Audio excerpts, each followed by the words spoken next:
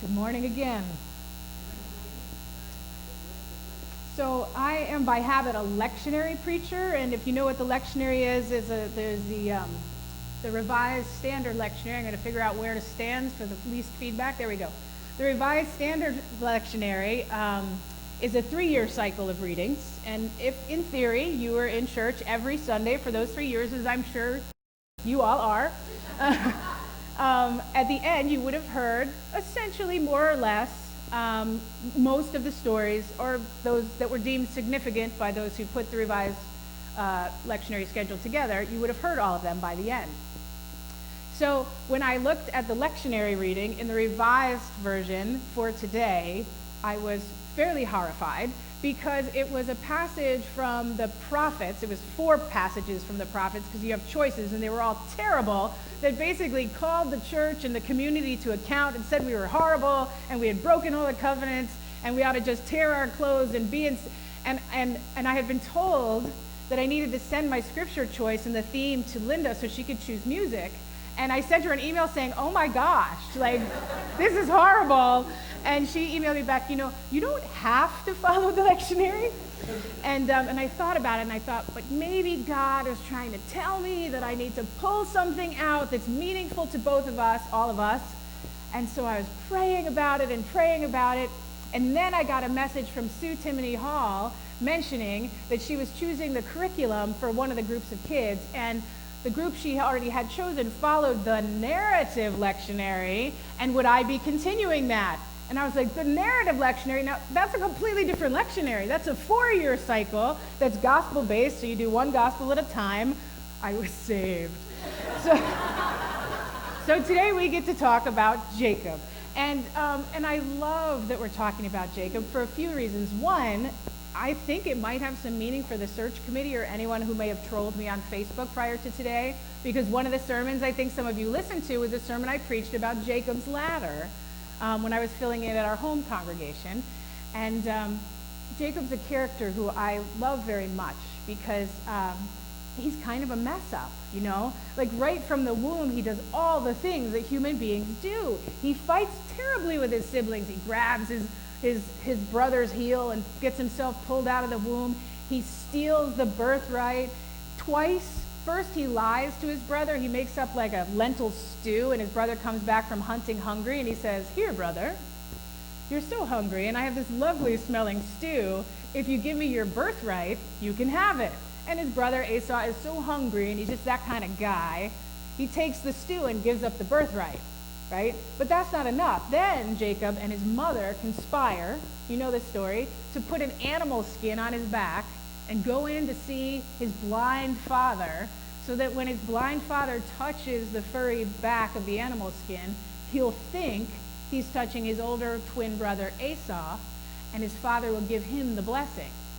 Now, first of all, fathers in the congregation, if your son came to you with a stinky animal skin on his back, would you really go, oh yeah, this is my hairy son? I mean, right? But this is the story. And now Jacob has been wrestling with this identity of himself, right? He's been wrestling with this identity as the one who steals God's blessing, as the one who wrongs his own brother, as the one who conspires with his mother against his brother, her son, as the one who fools his own father for a blessing, and as the one who wants the blessing of God, but has stolen it, so can't really feel fully confident that he's really blessed, can't really feel fully safe in the knowledge of being the recipient of this blessing. Jacob's conflicted. I think this is a blessing for us, because who among us is not at least a little bit conflicted, right? All of us have something in our lives. Hopefully it's not quite as bad as wronging every member of our family.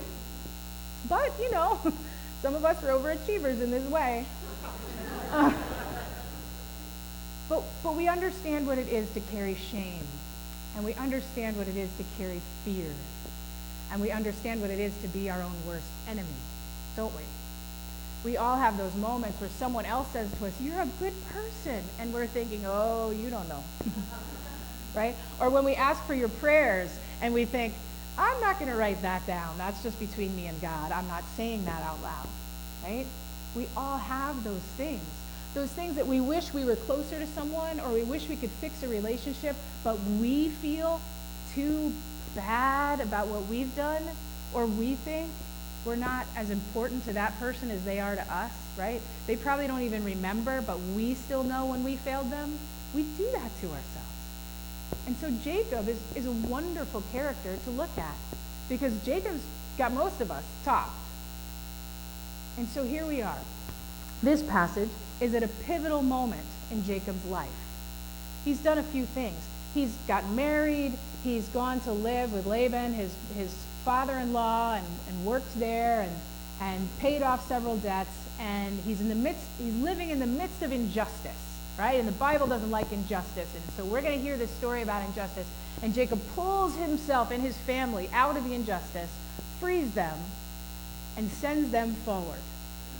And now the scripture tells us Jacob was alone.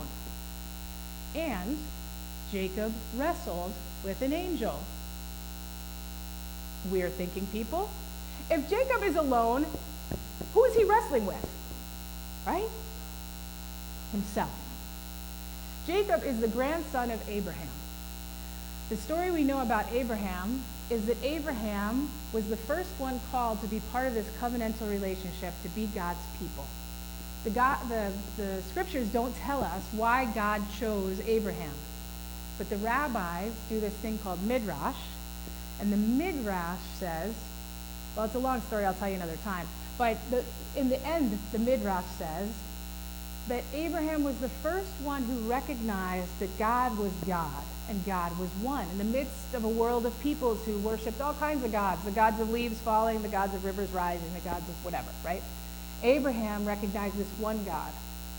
And in Abraham's calling story called Lech Lecha, the Hebrew translates literally to go into yourself. Abraham is called on the great journey of the people that become Israel, the people who eventually become us, Jesus people, the story of the great Abrahamic traditions. Abraham is called out into the world in partnership with God to go into himself. Now, for some of us, that's a disappointing journey because we want him to have an adventure out across the world, and that happens in the Bible too. But for any of us who have lived a human life for a minute, we know that the journey into ourselves is the hardest journey of all, because that's the place where all our doubts and our fears and our griefs and our darknesses lie, even though that's also the place where our joys and wonder and our loves lie. So often we let those darker things be the things that keep us from one another.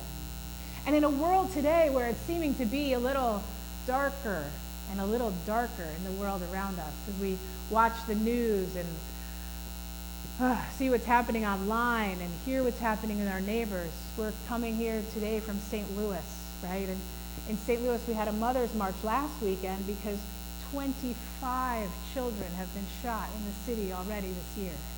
There's darkness in our world, and we carry that inside us. And sometimes, as church people, we look out at the world and we think, how can I, one small person, make a difference in all of this, as our nation seems to be changing and the world seems to be changing? And God says to Abraham in the call at the very beginning, go out into the world and go into yourself. How does that relate to what I'm talking about? Here's Jacob, the grandson of the great Abraham, standing at this threshold in his life. He has saved his family from the world. He has gotten them out from under the injustice in which they've lived, and he's bringing them across the threshold, and he stands alone. And then he wrestles. And who does he wrestle with? Himself. Because he has freed the exterior of himself and his family, but that doesn't matter until we free the interior as well. And so Jacob wrestles. And he wrestles through the night. In the nighttime, as we saw, remember the disciples in the dark getting sleepy with Jesus in the garden? That sleepiness, that darkness is the time in the scripture where we are asleep to God. God is there, but we are asleep. Jacob wrestles throughout the night with this shame, this, I can't be the next patriarch. I'm not good enough. I've stolen this from my family. And where, by the way, is Jacob on the road to in this moment? To see his brother. Jacob's terrified because his next step in this story is he's going to see Esau. And he hasn't seen him in a good long time. And he's pretty sure that big hairy brother of his is not going to be thrilled to see him. He's terrified. And so he's wrestling. His name, Jacob, means the one who is a little untrustworthy, is a little problematic, is a little wheedly. That's what his name means. No offense if there's any Jacobs in here. My nephew's a Jacob too. Sorry. But in this moment, when he wrestles, he comes through the darkness into the light. The day begins to break. And as the day breaks, his name is changed. The angel, the bit of God that is within him, that's within all of us, speaks to him because he spent this time wrestling it. And this angel of God speaks to him and says, your name is no longer Jacob, the wheedly one who steals things. Your Jacob is Israel, the one who wrestles with God, the one who wrestles with the light that is within you. And with this new name, you are ready to move forward and become the great patriarch for the next part of the journey with God. We as church people, and one of the things I love about you as church people, is that you really take seriously the call of God in the life of your community and one another. The joy that I experienced yesterday in this room, Barb and I left and we were like, we love these people. The warmth. Every church says, oh, we're such a friendly church, you know. Every church does a great potluck. But your church really exudes a warmth, a care, a friendship. And that doesn't mean that there's not someone sitting in a pew here going, well, I've never really felt like I fully fit in. That's okay. We're all here because we have a greater call. And that's palpable here. The work that you're doing together in the world is meaningful and real. And the way you've organized yourselves to sort of start to shift into a model where you understand that the congregation is Christ's body, and the congregation is where the Spirit of God comes to life. The way you're using that joy and that love to reach out and share the message with the community around you is amazing, and it's moving. And with all of that, I also know that because you're a church and living in this day, in this moment in time, you're feeling the same fears that I'm feeling, a lot of us in the wider world are feeling. Is anything we're doing enough in the midst of the onslaught of all that's happening? And the story of Jacob in this moment is yes and no. There is nothing that any of us can ever do alone that will be enough. But when we wrestle with the God who is within us, when we share that wrestling with one another, we allow that light, that little bit of God light that's inside us all, to grow bigger. And when we wrestle along with God, when we align ourselves with God's purpose and motion in the world, God can do amazing things that we have never before imagined. Take a little kid who stole things from his family and turn him into the great patriarch of the people of God. Take a little church in North Madison and take its ministries and grow them into a force of love and healing and care in the community that really lets God's love shine. We're on that journey together. And it's the same journey God's people have been on forever. It's an amazing journey. We are the God wrestlers. We are the ones who show the world that it's okay to be imperfect. It's okay to have made mistakes. It's okay to be ashamed of ourselves sometimes. It's even okay if our family doesn't like us. It's okay. God can still use us if we turn our hearts and we focus on the love that's flowing through us already and is always there. Jacob never needed to steal any of those blessings. He never did. Because his father wasn't really fooled by a furry bit on a son's back. And God was never fooled. The desire to have that blessing wasn't something Jacob ever needed to hide. It was something God put there. That feeling that he was a little too small and not a little too good was a feeling that God put there to help him grow, to fan the flames of his desire to be and do the things that God had placed in him to do and be. And that's true for this church, I think, as well. You've been so faithful through so much, the changes over the years, over the pastors, over time, the swells and the drops, the changes in the world around us, the shootings, the political divides, what's happening in our environment, all of it. You've been faithful, and God is with you. And all God asks for us is to keep turning back to God, and God will be with us into the time to come. The name that the angel withholds from saying out loud to Jacob,